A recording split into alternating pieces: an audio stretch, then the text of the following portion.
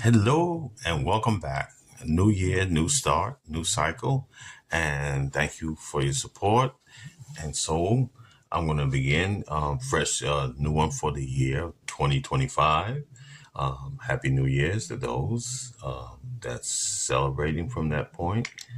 And we're going to start now, as promised. I was going to do the diagonal numbers in the number grid. And this is the point that I think is good because there are other combinations. Now, this is called the diagonal, but there can be also on a horizontal, and we'll do that one following after this one. So this is where we're going to start with here for the diagonal. I'm going to start with the 2, the 7, and the 9.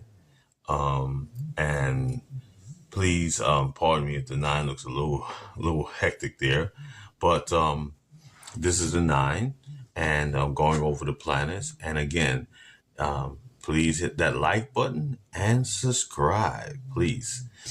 Here we go. These numbers are from, I know it's been a little short minute break, and I'm going to go over the numbers again. And each one of these numbers are representations of the planets.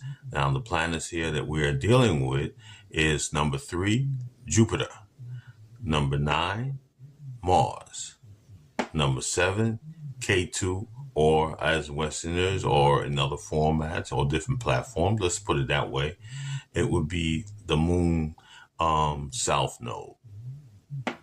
2, the moon.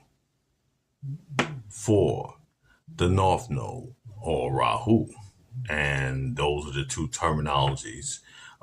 Normally, I would say the consensus, but they can also use dragon head and so forth and dragon tail, but those are more a little bit more dated, I guess we're saying in this time now, modern. They're doing it a little bit more differently in terminology, but just keep it simple. We all this, you don't have to go there.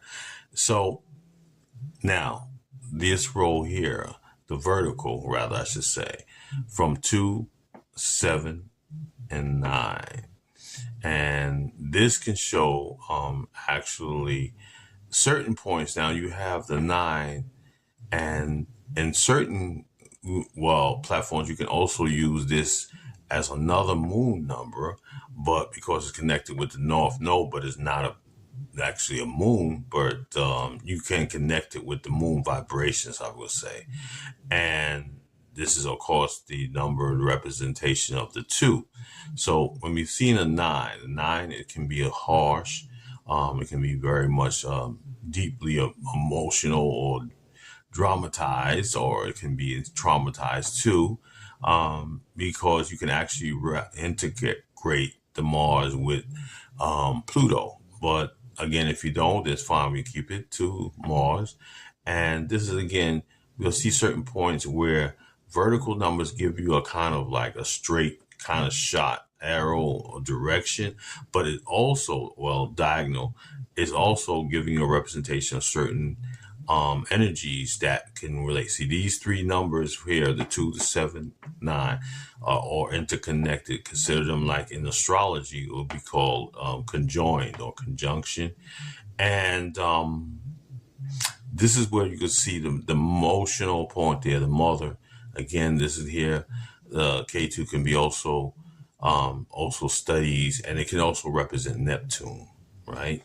So Neptune in modern, it's like we can associate with the Pluto, with the Mars. We can use the Neptune here with the number 7.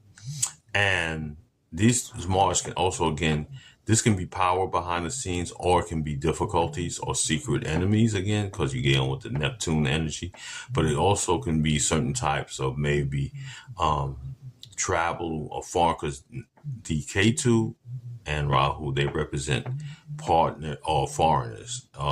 So we'll keep that in mind. And the 2 is somewhere is in direct aspect linked up with Mars. So this can be also spoiling the domestic section, or just giving challenges, let's say it that way. So this is how one way you can interpret that. The other one is the 3, 7, and the 4.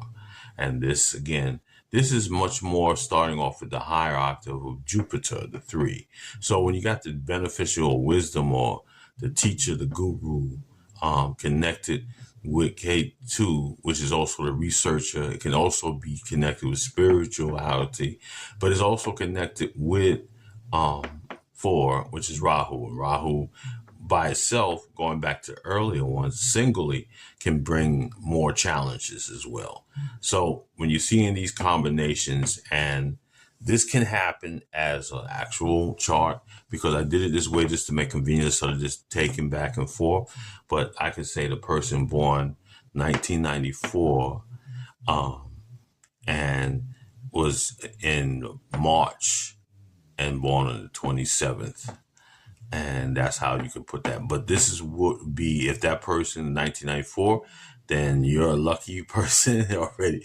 But you're seeing this is what your chart is. So you'll see this kind of, you can see almost the whole X formation, but I did it this way just to be simpler, just to go through instead of just going, drawing two different charts. So again, any questions, please you can drop a comment or anything, and please like and subscribe if you haven't. And thanks again, and Happy New Year's and Celebration Fix. Thank you, and have a good one. Peace.